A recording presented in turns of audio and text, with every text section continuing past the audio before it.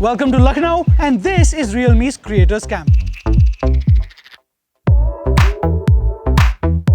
So हम हैं नवाबों के शहर में, and Lucknow, as the name goes, is actually full of Nawabs, and we had a very interesting crowd here, which were filled with Tameez, Tehzeeb, and of course a lot of passion to learn. So the collaborative challenge by Realme today was they had to shoot the video in portrait mode, use the AI in the video, and of course create a vertical panorama and use the portrait photography mode to click some amazing snapshots.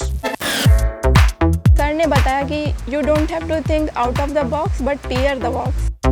Vertical panorama normally हम लोग use करते थे पहले जिस तरह से, आज जो सीखा वो डिफरेंट था।